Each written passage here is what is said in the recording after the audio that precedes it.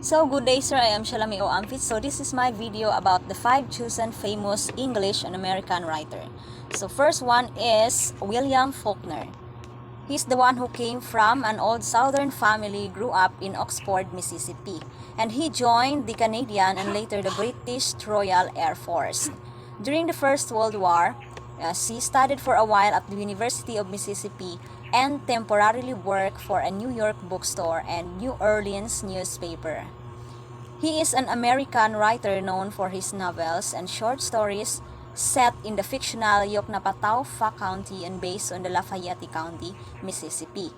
This is where Faulkner spent most of his life, and Faulkner is one of the most celebrated writers of American literature and is widely considered one of the best writers of Southern literature. His greatest novels are As I Lay Dying, 1930, and The Sounds of the Fury. Second one is Arthur Miller, and he was born on October 1915. He was driven in a chauffeured car, but the stock market crash and the Great Depression changed the life of Miller. Miller's move to Brooklyn, living in drastically reduced circumstances, experiences that would influence young Arthur Miller and inform many of his plays. And he was an American greatest playwright, essayist, screenwriter in the 20th century American theater.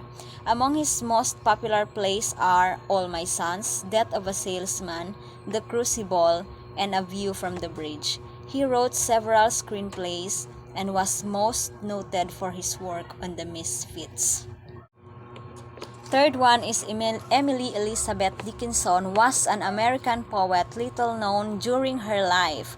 She has since been regarded as one of the most important figures in American poetry. Dickinson was born in Amherst, Massachusetts, into a prominent family with strong ties to its community. Dickinson's poetry was heavily influenced by the metaphysical poets of 17th century England, as well as her reading of the Book of Revelation and her upbringing in a Puritan New England town, which encouraged a Calvinist, Orthodox, and conservative approach to Christianity. Famous poems are I Could Not Stop for That and I'm Nobody, Who Are You?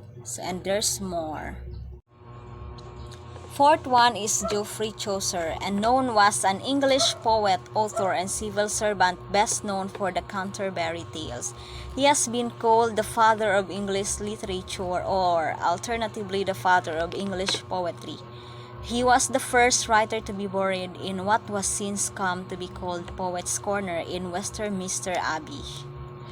And in addition to his extensive body of literature, his poetry made three important contributions to English literature.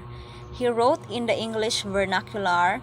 He is credited with introducing iambic pentameter and the rhyme royal to English poetry. And in 1357, Geoffrey Chaucer became a public servant to Countess Elizabeth of Ulster and continued that capacity with the British court throughout his lifetime. Fifth one is Mary Ann Evans, known by her pen name George Eliot. She was an English novelist, poet, journalist, translator, and one of the leading writers of the Victorian era. She wrote 7 novels. These are Adam Bede, The Mill of the Floss, Silas of Marner, Romola, Felix Holt, The Radical Middlemarch, and Daniel de Ronda. And known for the psychological depth of her characters and her description of English rural life.